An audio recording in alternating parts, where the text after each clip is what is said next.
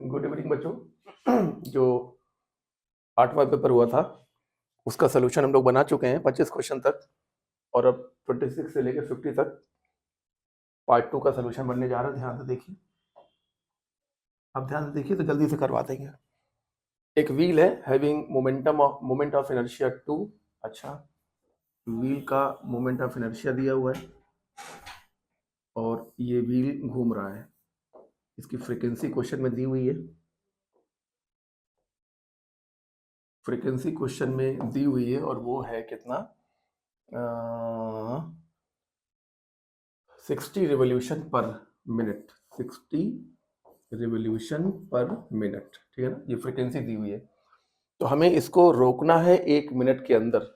तो इसको रोकने के लिए हमें कितना टॉर्क लगाना पड़ेगा। विशेष बात यह है कि हमको 1 मिनट में इसको रोकना है। तो पहले तो हम लोग इसकी इनिशियल एंगुलर वेलोसिटी निकाल लें, 2 पाई एफ। तो ये हो गया 2 पाई और एफ की वैल्यू है 60 रिवोल्यूशन पर मिनट को हमने कन्वर्ट किया सेकंड में, तो ये आ गया 2 पाई रेडियन पर सेकंड, ठीक है ना। इसके बाद हम इसको रोकने के लिए एंगुलर रिटार्डेशन निकालेंगे, omega naught minus alpha t, इसको 0, omega naught minus alpha t, तो alpha t is equal to omega naught यानी कि 2 पाई। और कितने सेकंड में रोकना है, 1 मिनट में, यानी कि 60 सेकंड में रोकना है। तो alpha is equal to 2 pi by 60। 2 pi by 60 का मतलब हो गया pi by 30 radian per second square. ये एंगुलर रिटार्डेशन आ गया, तो अब retarding torque is equal to I alpha. I की वैल्यू 2 है और अल्फा की वैल्यू पाई बाई 30 है बेटा, देखो। तो ये हो गया पाई बाई 15 न्यूटन मीटर, ठीक है ना। तो सवाल ये सिंपल है, आपका काफी देखा हुआ सवाल ये होगा, पहले भी एक दो बार आ चुका है। अगले क्वेश्चन पे चलें। स्टेटमेंट है torque acting on a body is product of force on the body and perpendicular distance of the force from the axis of rotation. बिल्कुल सही है। और स्टेटमेंट 2 है in the absence of any external torque total angular momentum of system remains conserve. जब external torque नहीं लगता है तो एंगुलर मोमेंटम कंजर्व रहता है। बिल्कुल सही स्टेटमेंट है, दोनों स्टेटमेंट बिल्कुल सही हैं। और अगर आपने क्लासेस प्रॉपरली की हैं तो आपको ये सब बातें जरूर मालूम होंगी। फिर से स्टेटमेंट है a helicopter must necessarily have 2 propeller.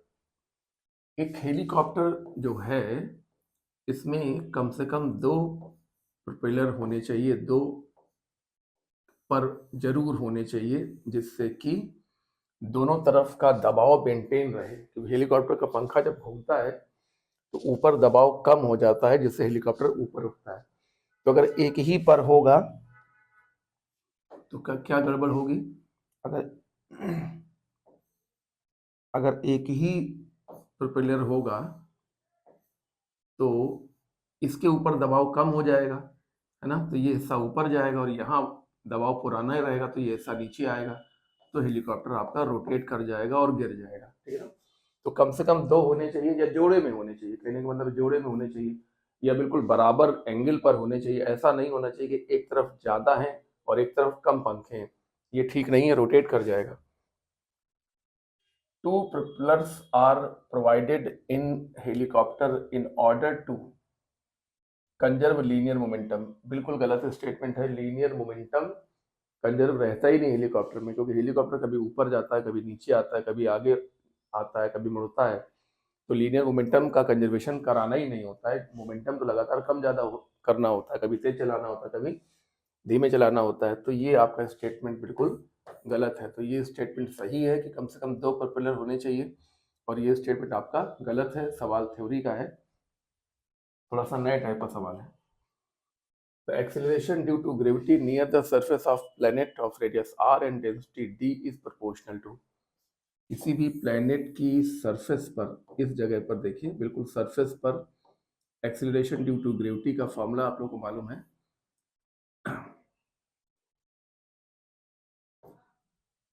Formula होता है G M E over R E square, जहाँ पर आर ई प्लैनेट का रेडियस है, मान लो अर्थ है तो अर्थ का रेडियस है। अब हमको इसको डेंसिटी के तक ले जाना है, तो मास बराबर देखिए volume 4/3 pi R cube into density, और अपॉन में है आर स्क्वायर। तो ये कट जाएगा, तो जो सरफेस पर ग्रेविटी है वो प्रोपोर्शनल टू आर ई और रो के प्रोपोर्शनल होगी, यानी कि आर ई और रो के प्रोडक्ट के डायरेक्टली प्रोपोर्शनल होगी। तो ये देखिए डी आर, थर्ड ऑप्शन सही है।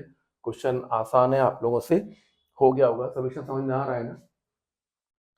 Energy required to move a satellite, एक अपने पेपर में इसको सैटेलाइट की जगह पर ऑब्जेक्ट कर लीजिए, ऑब्जेक्ट कर लीजिए, क्योंकि सैटेलाइट का क्या होता है ना कि सैटेलाइट तो लगातार अपने ऑर्बिट में घूमती है, ठीक है ना, और ऑब्जेक्ट जो है वो एक जगह पर रोक के भी रखा जा सकता है। तो कह रहे हैं कि ये मान लीजिए अर्थ है और एक ऑब्जेक्ट को 2r ऑर्बिट के रेडियस से हमें 3r ऑर्बिट के रेडियस पर ले जाना है। देखिए ये 2r और ये पूरा अलग बना देते हैं, ये है 2r और ये है 3r, ठीक है ना। तो ऑब्जेक्ट को हमें यहाँ से यहाँ ले जाना है, तो हमें कितना एनर्जी एक्स्ट्रा देना पड़ेगा। तो क्योंकि ये ऑब्जेक्ट है, सेटेलाइट हमने हटवा दिया। देखो अगर सेटेलाइट होगा तो इसका आंसर इनमें से मैच नहीं करेगा, और अगर ऑब्जेक्ट होगा तो आंसर मैच करेगा, क्योंकि ऑब्जेक्ट अगर रखा हुआ है तो उसके अंदर सिर्फ पोटेंशियल एनर्जी होगी, यानी कि यू पर पोटेंशियल एनर्जी को में हम एक्स्ट्रा काइनेटिक एनर्जी जोड़ेंगे तो वहां जाकर रख देंगे तो यू बी बन जाएगा, ठीक है ना। अगर सेटेलाइट होती तो यहाँ पर ई होता, क्योंकि सेटेलाइट में यू भी होता है और के भी होता है, तो यहाँ पर ई होता और तब आंसर इन चारों में से कोई मैच ना करता। तो आप यहाँ पर ऑब्जेक्ट कर लीजिए, और फिर देखिए G M E M over कितने आर बताइए, 2r plus extra kinetic energy is equal to minus G M E M over कितना आर बताइए, 3r, ठीक है ना। तो यहाँ से के हम लोगों ने कैलकुलेट कर लिया, G M E M over 2r minus G M E M over 3r, तो कॉमन ले लीजिए, तो G M E M over R common आ गया, 1/2 minus 1/3, 1/2 minus 1/3 G M E M over R, और ये हो गया 6, ये हो गया 3 माइनस 2, तो 1/6 आ गया। तो आंसर आ गया G M E M over 6r। तो अच्छा क्वेश्चन है, और इसमें आप सेटेलाइट की जगह पर ऑब्जेक्ट कर लीजिए, ठीक है। सोल्यूशन समझ में आ गया है। At a height h from surface of Earth, the total energy of satellite is equal to potential energy of a body of equal mass at the height of 3r। तो h की value हमको find करनी है। ये मान लीजिए planet है अर्थ, और यहाँ पर एक सैटेलाइट है जो कि h हाइट पर है, ठीक है ना, और सैटेलाइट है तो ये ऑर्बिटिंग कर रही होगी। ये देखिए ये इसकी ऑर्बिट है, ठीक है ना, और ये अर्थ का रेडियस है, और यहाँ से 3r हाइट पर, ये देखिए यहाँ से 3r हाइट पर एक ऑब्जेक्ट है, h is equal to 3r height पर एक ऑब्जेक्ट है, बॉडी है, और यहाँ पर इसकी टोटल एनर्जी और यहाँ पर इसकी पोटेंशियल एनर्जी बराबर बताई जा रही है। तो आप बराबर कर दीजिए, जैसा कह रहे हैं वैसा ही कर दीजिए। तो इस पॉइंट को ए मान लें और इस पॉइंट को अगर बी मान लें, तो ए पर total energy of satellite, B पर ऑब्जेक्ट की पोटेंशियल एनर्जी के बराबर करने को कह रहे हैं, ठीक है ना। तो minus G M E M over कितनी हाइट हो जाएगी, h plus R, 2r is equal to minus G M E M over वो कितनी है बताइए, h, और ये r देखिए r, तो टोटल जो दूरी हो गई,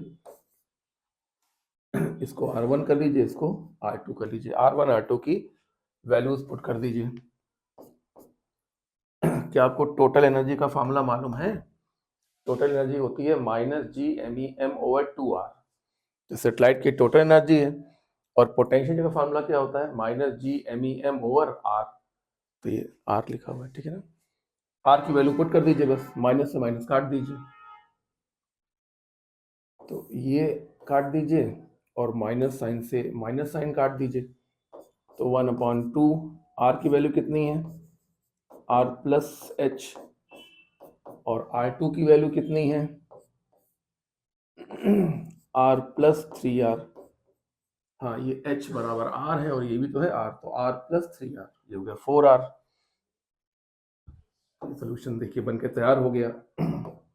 1/2 R+H is equal to 1/4R, यानी कि 1/R+H is equal to 1/2R।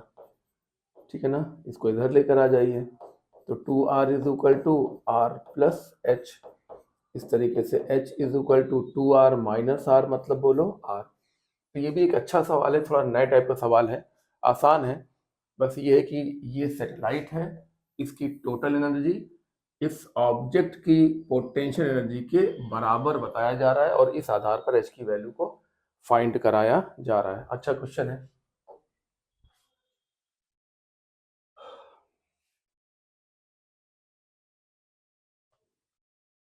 ओ ए और ओ बी का रेशियो 1 है, नहीं 1 नहीं है, x है। अगर हम इसको R1 मान लें और इसको R2 मान लें, तो ये कहना चाहते हैं कि R1 और R2 का जो रेशियो है वो x है। तो क्या क्वेश्चन है? क्वेश्चन है कि B पर वेलोसिटी, माना कि B पर वेलोसिटी है v2 और A पर वेलोसिटी है v1, ठीक है ना। तो v2 और v1 का अनुपात हमको फाइंड करना है। तो जैसा कि हम लोग जानते हैं कि सैटेलाइट की जो एरियल वेलोसिटी होती है, या किसी भी प्लैनेट की जो एरियल वेलोसिटी होती है, वो 1/2 VR के बराबर होती है, जो कि एक कांस्टेंट क्वांटिटी है। ये बात आपको मालूम है ना, यानी कि V और R का प्रोडक्ट कैसी क्वांटिटी है? कांस्टेंट क्वांटिटी है।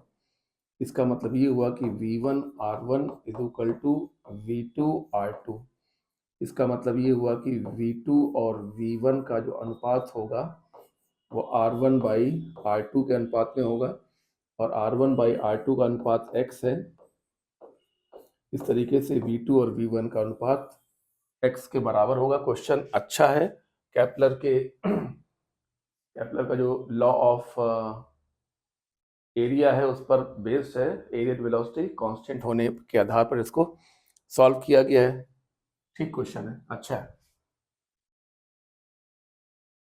यहाँ पर भी वही बात है कि ये देखिए, ये सन है और ये दूरी R1 है, ये दूरी R2 है। तो 1 और 2 पर काइनेटिक एनर्जी का रेशियो हमको फाइंड करना है। तो जैसा कि हम लोग अभी जान चुके हैं कि V1 R1 is equal to V2 R2 होगा। इस तरीके से V1 और V2 का जो अनुपात होगा वो R2/R1 होगा, ठीक है ना। अब हमें लिखना है K1 और K2 का अनुपात। तो K1 और K2 का अनुपात हाफ m V1 स्क्वायर और हाफ m V2 स्क्वायर। इस प्रकार से ये हो गया V1 अपॉन V2 का होल स्क्वायर, और V1 अपॉन V2 का होल स्क्वायर, यानी कि R2/R1 का होल स्क्वायर। आराम से सॉल्व हो गया। यह क्वेश्चन भी केपलर्स लॉ पर आधारित था।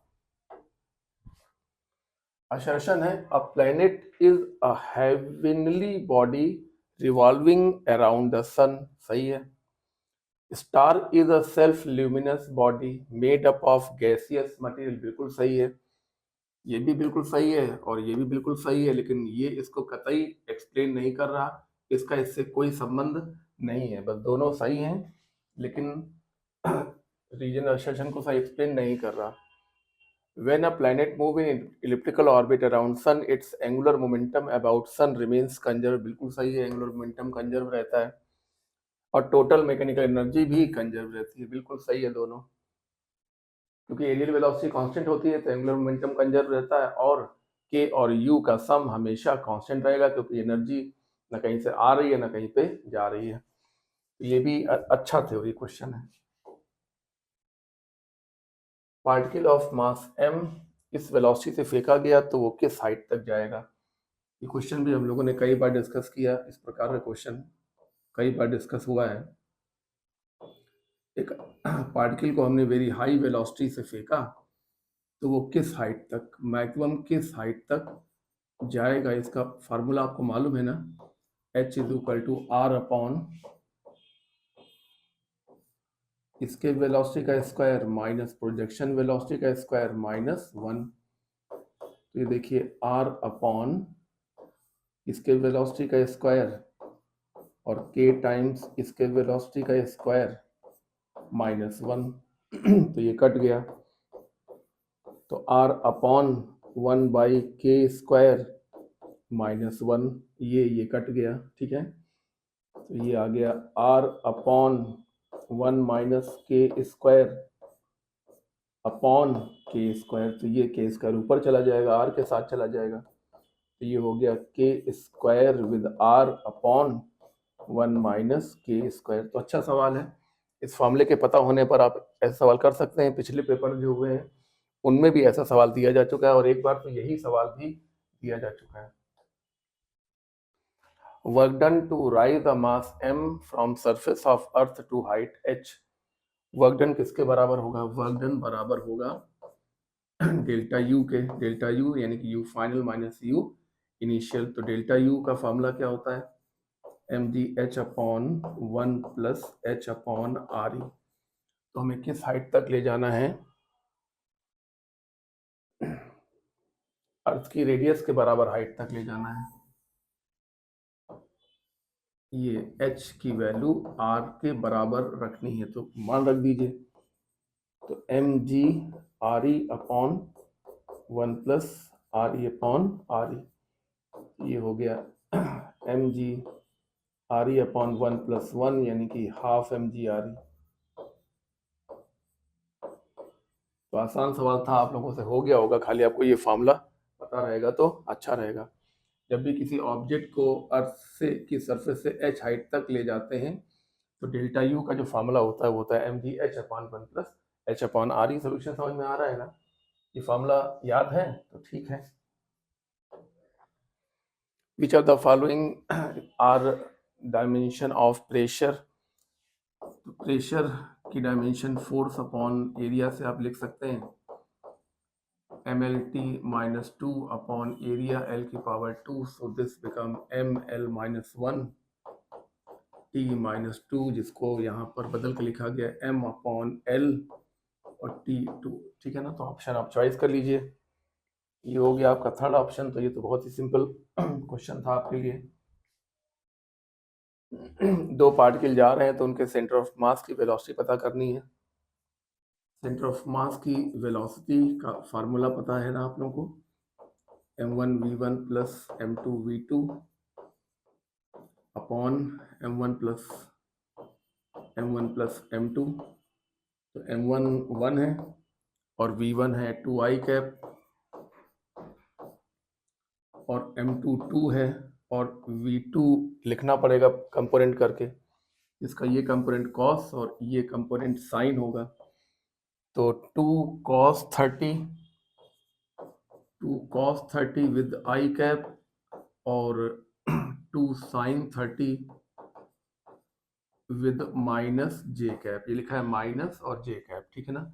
और अपॉन में टोटल मास यानी कि 1 प्लस 2 यानी कि 3।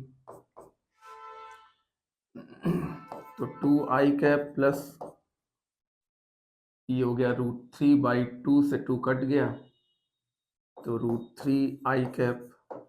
और आगे देखिए जाके तो माइनस साइन 30 1/2 से 2 कट गया और ये 2 अंदर चला गया तो ये हो गया 2 जे कैप अपॉन 3। तो इसको 3 को दो पार्ट में अलग अलग करके लिखा गया है। तो 2 प्लस √3/3 i कैप और माइनस 2/3 जे कैप। 3 को दोनों के साथ i के नीचे और j के नीचे अलग अलग करके लिख दिया गया। और कुछ तो है नहीं इसमें, तो आपका फर्स्ट ऑप्शन सही हो गया। तो ये भी अच्छा सवाल था। ये वेलोसिटी आई कैप के साथ है और ये जो वेलोसिटी है उसमें आई कैप और माइनस जे कैप दोनों शामिल हैं। यही इस बात की विशेष बात थी और कोई विशेष बात इसमें नहीं। A body of mass m is raised to the height 10 r from the surface of earth. Increase in potential energy. Surface हमें 10 r के बराबर हाइट पर इसको ले जाना है, 10 r, ठीक है ना, हाइट पर ले जाना है। तो चेंज इन पोटेंशियल एनर्जी का फॉर्मूला अभी भी हम लोगों ने पढ़ा हुआ है। फार्मूला है mgh upon 1 plus h upon R E. तो mg और h का मान है 10r, 1 plus 10r upon r, तो r से r कैंसिल हो गया, तो 10 mgr अपॉन 11, r से r कैंसिल होने के बाद 1 प्लस 10 यानी कि 11, 10 mgr अपॉन 11 ऑप्शन चॉइस करें, 10 mgr अपॉन 11, ठीक है ना। तो अच्छा सवाल था, फार्मूला बेस। इसके velocity for a earth is v, the इसके velocity for a planet whose radius is 1/4 and mass is half. तो इसके वेलोसिटी का फार्मूला सभी को मालूम है, √2gme ओवर आर ई। अब दूसरे प्लैनेट में इसी को लिखिए, तो दूसरे प्लैनेट में क्या है ना कि जो मास है वो कह रहे हैं कि आधा है, तो इसको m/2 कर लिया, और जो रेडियस है वो 1/4 है, तो इसको बाई 4 कर लिया। इस तरीके से 2 से 4 कट गया, और ये, हाँ, 2 से 4 को काटा, 2 आया, 2 पर चला गया, तो अंडर रूट में लिखा हुआ है 2 और फिर लिखा हुआ है 2g me ओवर आर ई, है ना। तो ये √2 times √2gme over R E, तो ये हो गया √2 टाइम्स ऑफ इसके वेलोसिटी, √2ve, ठीक है ना। उस प्लेनेट में जो इसके वेलोसिटी होगी वो अर्थ की इसके वेलोसिटी का √2 टाइम्स होगी। अच्छा सवाल है, फार्मूला पता होगा तो हो गया। अर्थ के सरफेस से नीचे जाने पर जी कैसे बदलता है? अर्थ की सरफेस से नीचे जाने पर जी जो होता है वो g1 minus h upon R E. Earth के सरफेस से नीचे जा रहे हैं, अर्थ की सरफेस से, ये सरफेस है, ये सेंटर है, और ये देखिए ये गहराई h है। तो यहाँ पर जो जी डैश है उसका यहाँ वाले जी से क्या रिलेशन होता है वो यहाँ लिखा गया है, जी डैश बराबर g1 minus h upon R E. तो ये है g minus g by R E H, तो इसको हम लिख सकते हैं minus g by R E को पहले लिख दीजिए h, और ये हो गया प्लस g, ये हम लोग लिख दिया g डैश। तो ये किसके जैसा हो गया बताओ? इस इक्वेशन में कितने वेरिएबल हैं? 2 वेरिएबल हैं, एक y और दूसरा h mx प्लस इंटरसेप्ट। तो रिलेशन क्या आ गया बताइए? h के साथ g का वेरिएशन, स्लोप नेगेटिव और इंटरसेप्ट पॉजिटिव, ये लीजिए, स्लोप नेगेटिव और इंटरसेप्ट पॉजिटिव। अच्छा सवाल है, बहुत ही बढ़िया सवाल है, ये आपका ऑप्शन सही हो गया। ये स्ट्रेट लाइन की इक्वेशन है, y बराबर स्लोप x प्लस इंटरसेप्ट। ये स्लोप होता है, 2 वेरिएबल होते हैं, y और x वेरिएबल होते हैं, x के बगल में जो नंबर लिखा होता है वो स्लोप होता है, और ये जो नंबर लिखा होता है वो इंटरसेप्ट होता है। तो अच्छा सवाल था। A body of mass 4 kg is thrown upward with a velocity of 40 meter per second. It comes to the rest after attaining a maximum height of 30 meter. How much energy lost due to air friction? Air friction की वजह से कितनी energy loss हुई? तो यहाँ से हमने फेंका तो k था, और यहाँ जाके रुक गया, जब रुक गया तो इसमें सिर्फ u होगा, k से फेंका और वहाँ पे जाके u हो गया, ठीक है ना। तो अगर k और u बराबर हो जाए, अगर k और u बराबर हो जाए तो इसका मतलब है कोई एनर्जी लॉस नहीं हुआ। अगर k और u बराबर हो जाए तो कोई एनर्जी लॉस नहीं हुआ, और अगर दोनों में अंतर होगा तो एनर्जी लॉस नजर आएगा। तो एनर्जी लॉस पूछा गया है भाई, यहाँ की काइनेटिक एनर्जी यहाँ की पोटेंशियल एनर्जी में कन्वर्ट होगी, ठीक है ना, क्योंकि वहाँ जाकर रुक गया तो पोटेंशियल एनर्जी होगी, और यहाँ हमने फेंका है तो काइनेटिक एनर्जी होगी। अगर दोनों बराबर है यानी कोई एनर्जी लॉस नहीं हुआ, और अगर दोनों में अंतर है तो एनर्जी लॉस हुआ। तो energy loss is equal to यहाँ का k और वहाँ का U kinetic energy half M U square और ये है एम जी एच, ठीक है ना। तो हाफ इंटू 4 इंटू 40 का square 1600 minus 4 into 10 into 30 metre height तक गया है। तो ये हो गया आपका 16 दूनी 3200 और ये हो गया आपका 1200। तो 3200 माइनस 1200 कितना हो गया बताइए? 2000 जूल ये एनर्जी का लॉस हो गया, ठीक है ना। जैसे हम किसी को काइनेटिक एनर्जी से फेंकते हैं तो ऊपर जाता है, तो अगर ये काइनेटिक एनर्जी ही पोटेंशियल एनर्जी में कन्वर्ट होती है, तो अगर दोनों बराबर हैं यानी कि रास्ते में कोई लॉस नहीं हुआ। लेकिन अगर दोनों में अंतर है तो उसका मतलब है कि रास्ते में जो हवा है उसका जो फ्रिक्शन है उसकी वजह से लॉस हुआ, और वही लॉस हमको फाइंड करना था, हम लोगों ने फाइंड किया। Around disc having moment of inertia I2 और दूसरी डिस्क है मोमेंट ऑफ इनर्शिया I1 जो कि एंगुलर वेलोसिटी ओमेगा से घूम रही है। चलिए एंगुलर मोमेंटम कंजर्व रहेगा तो J initial is equal to J final. तो पहले ये वाली डिस्क घूम रही है और दूसरी नहीं घूम रही है, और बाद में दोनों एम्बेड हो गए और कॉमन एंगुलर वेलोसिटी से घूमने लगे। तो ये हो गई कॉमन एंगुलर वेलोसिटी और ये हो गया टोटल है मोमेंट ऑफ इनर्शिया। तो I1 omega 1 is equal to I1 plus I2 omega dash. तो नई angular velocity of combined system will be equal to I1 omega upon I1 plus I2। ये लीजिए सवाल बहुत ही सिंपल, आराम से सॉल्व हो गया। ऐसे इससे और कठिन सवाल हम लोग क्लास वगैरह में सॉल्व करते ही हैं। दो स्फीयर हैं जिनके मास बराबर हैं और एक चल रहा है दूसरा नहीं चल रहा है। ये देखिए ये चल रहा है U1 is equal to U और दूसरा वाला रेस्ट में है यानी कि U2 इज इक्वल टू 0।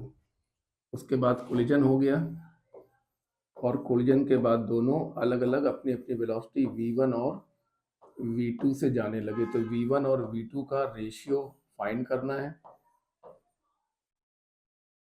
तो V1 कैसे लिखते हैं? V1 लिखने के लिए यहाँ पर देखा जाता है, देखिए है ना। तो आइए V1 लिखते हैं यहाँ से।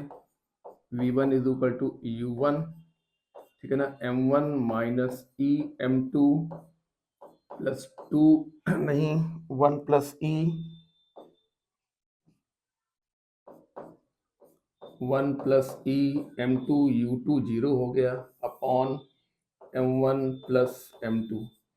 तो M कॉमन आ जाएगा तो UM 1 माइनस ई अपॉन 2M, तो M से M कैंसिल हो गया तो आ गया U बाई 2 1 माइनस ई, ठीक है ना। अब आ जाइए V2 लिखें। तो V2 लिखने के लिए स्टार्टिंग कहाँ से होती है? U2 से। तो U2 तो 0 ही है, तो पहला टर्म 0 हो गया और दूसरा term 1 plus E M1 U1 upon M1 plus M2। So this become 1 plus E mu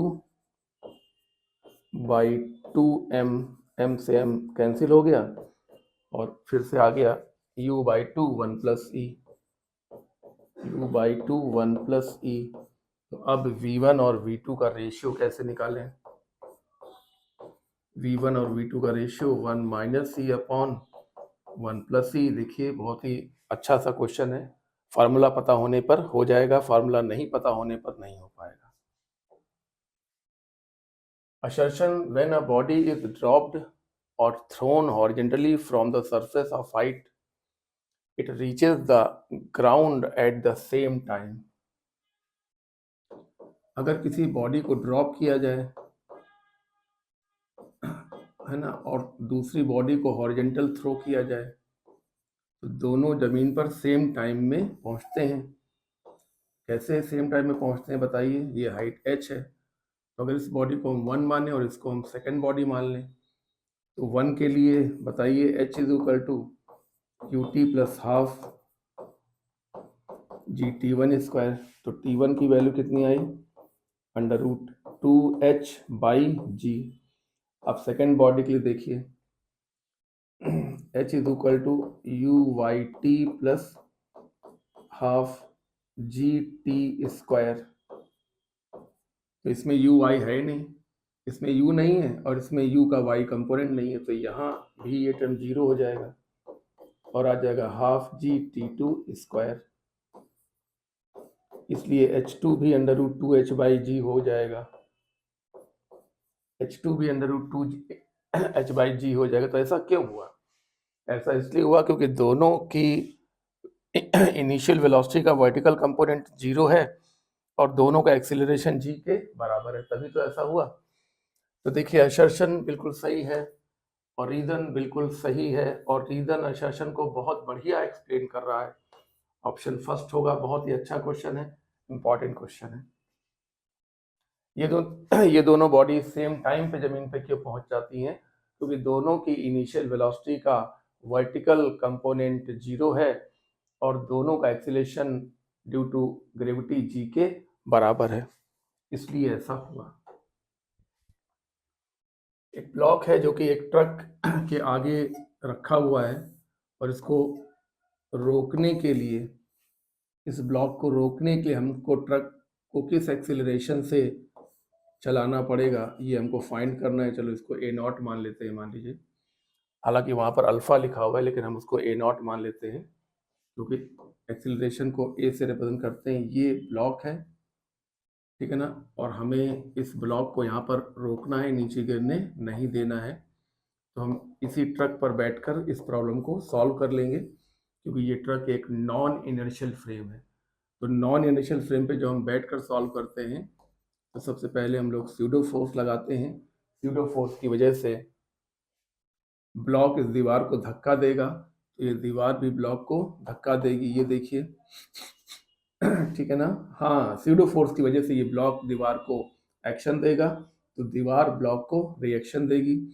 reaction जब मिलेगा तो फ्रिक्शन बनेगा और फ्रिक्शन इसके वेट को अगर बैलेंस कर ले गया तो ये ब्लॉक यहीं पर टिका रहेगा, फ्री होने के बावजूद भी नीचे नहीं गिरेगा। तो पहली इक्वेशन x डायरेक्शन में बनेगी, n = ma0,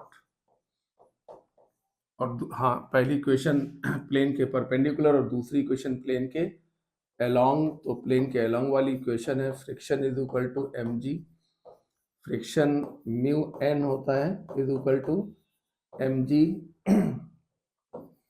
और n की वैल्यू यहाँ पर है ma0 = mg, तो m से m कैंसिल हो गया और a0 की वैल्यू आ गई g/μ। ये a0 की मिनिमम वैल्यू है, यानी कि हमें ट्रक को कम से कम इतने एक्सीलरेशन से धक्का देना पड़ेगा। तो अगर हम इससे और ज़्यादा से धक्का देते हैं तो और भी अच्छी बात है और मजबूती से टिका रहेगा। मतलब a0 will be greater than equal to g/μ, ठीक है ना। तो सवाल काफ़ी बार आपका देखा हुआ सवाल रहा होगा और आपको ये आंसर भी याद होगा।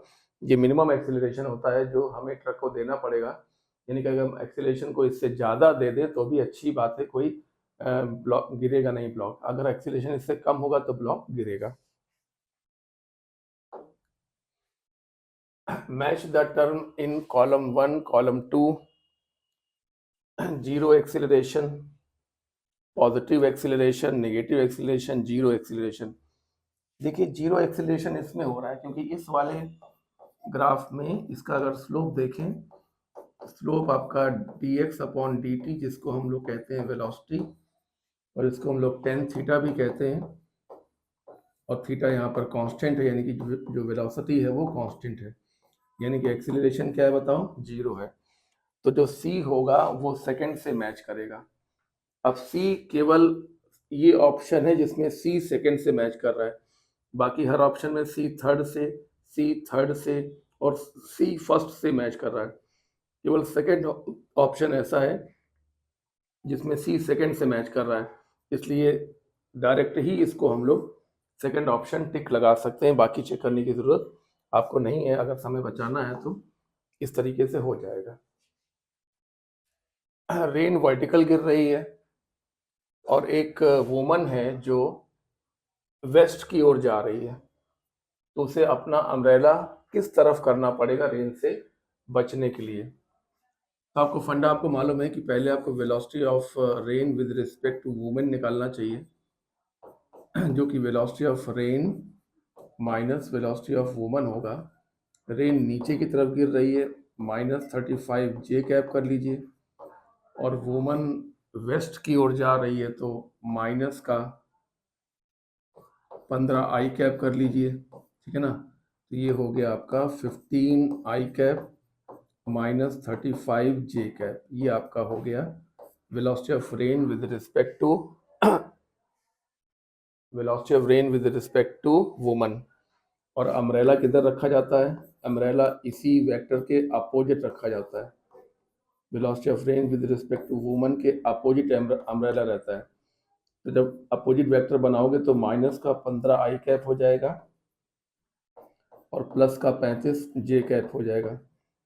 माइनस का 15 कैप मतलब वेस्ट, और प्लस का 35 कैप मतलब vertically down. Vertically up plus है भैया कैप, तो वर्टिकली अप। तो अम्ब्रेला किधर करना पड़ेगा? वेस्ट और अप के बीच में। ये देखिए, ये है वर्टिकली अप और ये है वेस्ट ईस्ट, ठीक है ना।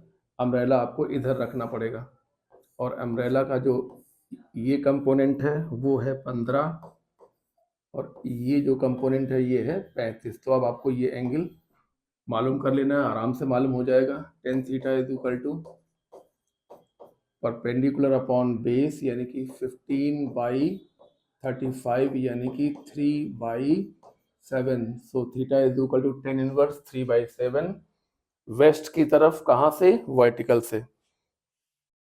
tan इनवर्स 3/7 वेस्ट की तरफ वर्टिकल से। ये लीजिए, पहला ऑप्शन सही होगा।